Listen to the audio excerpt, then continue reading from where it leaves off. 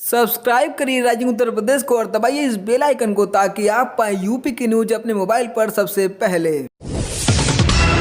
UP की योगी सरकार ने जनसंख्या नियंत्रण कानून बनाने की पेशकश की है। इसका ड्राफ्ट तैयार हो गया है। माना जा रहा है कि कैबिनेट से इसका प्रस्ताव भी जल्द ही पास हो जाएगा। बहरहाल जिस योगी कैबिनेट को यह बिल पास करना है उस कैबिनेट के 23 में से 10 मंत्रियों के 2 से ज्यादा बच्चे हैं। वहीं यूपी के 152 विधायकों के 2 से ज्यादा बच्चे हैं। यूपी से मोदी कैबिनेट के 5 चेहरे ऐसे हैं जिनके 2 से ज्यादा बच्चे हैं, जबकि एक विधायक के 8 बच्चे और एक के 7 बच्चे हैं। इतना ही नहीं, 8 विधायक ऐसे हैं जिनके 6 बच्चे हैं। इसके अलावा विपक्ष सपा बसपा के 5 सांसद ऐसे हैं जिनके 2 से ज्यादा बच्चे हैं। यूपी के 2 से ज्यादा बच्चों वाले विपक्ष के विधायकों की संख्या 50 से ज्यादा है। राजधानी लखनऊ में समाजवादी पार्टी के राष्ट्रीय अध्यक्ष व पूर्व मुख्यमंत्री अखिलेश यादव आम के बाग मलिहाबाद पहुंच गए। यहां उन्होंने मैंगो मैन पद्मश्री कलीमुल्ला खां के बाग में आम की कई किस्मों को देखा और आम का स्वाद भी चखा। इस मौके पर जनसंख्या नियंत्रण कानून को लेकर उन्होंने योगी सरकार को निशाने पर लेते हुए कहा कि सरकार के पास बताने के लिए कुछ नहीं है, इसलिए इस तरह के कानून सामने लाए जा रहे हैं। अभी पता नहीं और कितने मामले सामने आएंगे। इस मौके पर अखिलेश यादव ने मीडिया कर्मियों से बातचीत भी की। कहा कि जिला पंचायत चुनाव में भाजपा की नोटबंदी का पता नहीं चला। भाजपा का सारा विकास सिर्फ कागजों पर होता है। आने वाले समय में हमारी सरकार बनेगी तब हम फिर से मलिहाबाद की आम मंडी शुरू कर देंगे।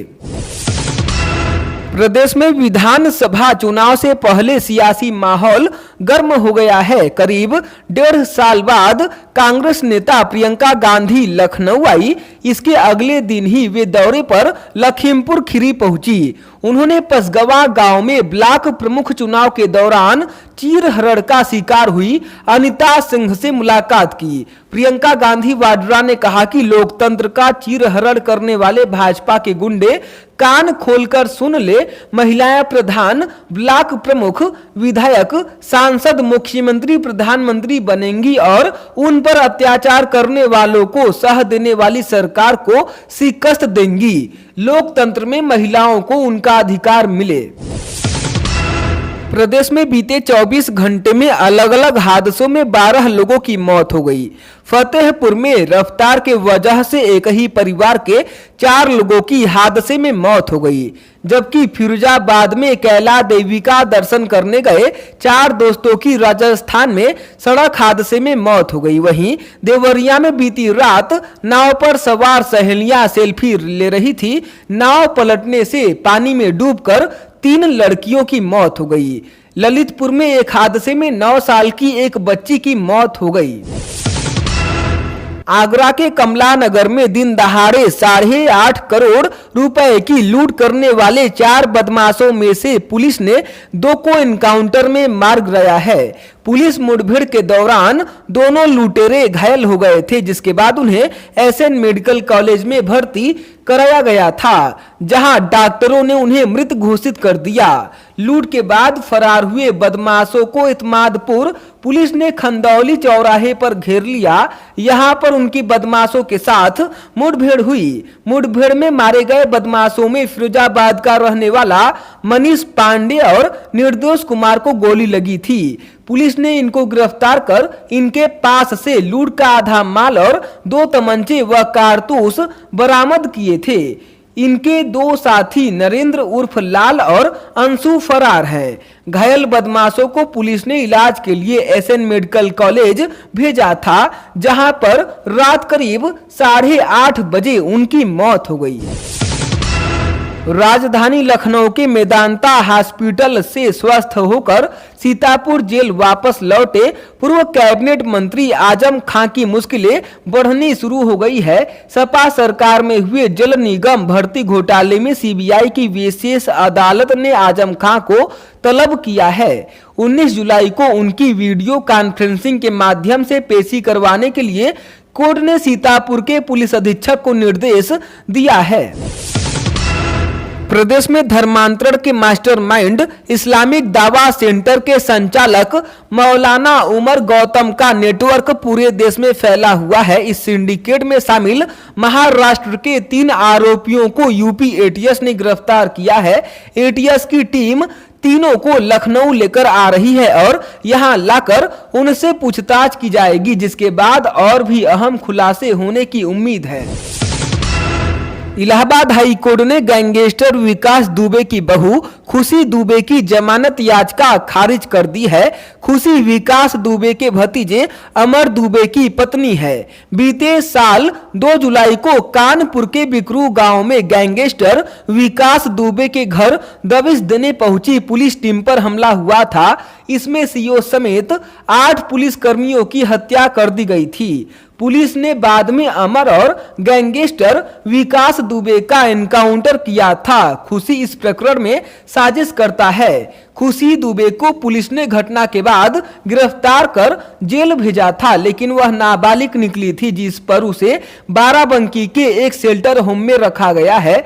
उसने जमानत याचिका दाखिल की थी। हाई कोर्ट ने 1 जुलाई को सुनवाई पूरी होने के बाद कोर्ट ने फैसला सुरक्षित रख लिया था। यह फैसला जस्टिस जे मुनीर की सिंगल बेंच ने दिया है। प्रदेश के हर नागरिक को सत्ता तथा सुलभ न्याय दिलाने के साथ उसकी समस्या के निराकरण के प्रयास में लगे सीएम योगी आदित्यनाथ ने प्रदेश के सभी शीर्ष अधिकारियों को प्रतिदिन सुबह अपने कार्यालय में 2 घंटा बैठकर जनहित के कार्य करने का निर्देश दिया है। सीएम योगी आदित्यनाथ ने सभी अपर मुख्य सचिव, प्रमुख सचिव तथा सचिव को ही हर रोज 10 से 12 बजे तक अपने कार्यालय में बैठकर जनता की समस्या सुनने तथा उसके निराकरण का निर्देश दिया है। इलाहाबाद हाई कोर्ट की लखनऊ खंडपीठ ने यूपी पीसीएल के पीएफ घोटाले मामले में पूर्व एमडी अयोध्या प्रसाद मिश्र को उनकी 70 वर्ष की उम्र व सेहत खराब रहने के आधार पर जमानत दे दी है। कोर्ट ने इस आधार पर भी संज्ञान लिया है कि मिश्र 2 साल से जेल में है, लेकिन सीबीआई अब तक घोटाले की रकम की खोज खबर नहीं कर पाई है और न ही अभी तक उनके खिलाफ आरोप पत्र ही पेश कर पाई है। भाकियू के राष्ट्रीय अध्यक्ष चौधरी नरेश टिकैत ने मुजफ्फरनगर के सिसौली में कहा, सभी राजनीतिक दलों को देख लिया, अब इनकी सरकार आती है तो ये किसानों को नहीं सुनते, इसलिए आगामी विधानसभा चुनाव में भाकियू अपने उम्मीदवार उतारेगी। किसान प्रत्याशियों को टिकट दिए जाएंगे। हम ऐसे जनप्रतिनिधि बनाएंगे जिनसे गलती होने पर भरी पंचायत में इस्तीफा लिया जाएगा। मुजफ्फरनगर में सूबे की ऐसी पहली वातानुकूलित लाइब्रेरी बनाई गई है जिसकी खासियत व नजारा देख आपका भी मन खुश हो जाएगा। इस लाइब्रेरी की सबसे बड़ी खासियत यह है कि इसमें छात्रों व बच्चों से लेकर हर वर्ग के लोगों के लिए किताबें मौजूद हैं। बताया जा रहा है कि यह यूपी की पहली ऐसी लाइब्रेरी है जो पुलिस व उनके स्वजन के लिए बनाई गई है। एसएसपी ने इसका बच्चों के हाथों से ही फीता काटकर शुभारंभ करवाया। स्पेशल टास्क फोर्स यानी एसटीएफ ने मादक पदार्थों की तस्करी करने वाले गिरोह का राजफाश किया है। गिरोह में शामिल 6 तस्करों को 2 किलो 650 ग्राम मैथाडोन ड्रग्स के साथ गिरफ्तार किया गया है। एसटीएफ का कहना है कि बरामद ड्रग्स की अंतर्राष्ट्रीय कीमत 2.5 करोड़ रुपए है। आरोपित लखनऊ के अलावा दिल्ली, मुंबई, गुरुग्राम, अहमदाबाद समेत अन्य बड़े शहरों में होने वाली नाइट पार्टियों में बेचते थे। प्रदेश के ऊर्जा विभाग ने 16-17 जुलाई की रात को लगातार प्रदेश में अब तक की सर्वाधिक 25,032 मेगावाट बिजली सप्लाई का रिकॉर्ड बनाया है। इसे लेकर ऊर्जा मंत्री श्रीकांत शर्मा बिजली कर्मचारियों की तारीफ की है। इससे पहले 30 जून को 24,926 मेगावाट बिजली की सप्लाई की गई थी। पिछले करीब एक महीने से प्रदेश के मांग के सापेक्ष 24,000 मेगावाट या इससे अधिक की विद्युत सप्लाई की जा रही है।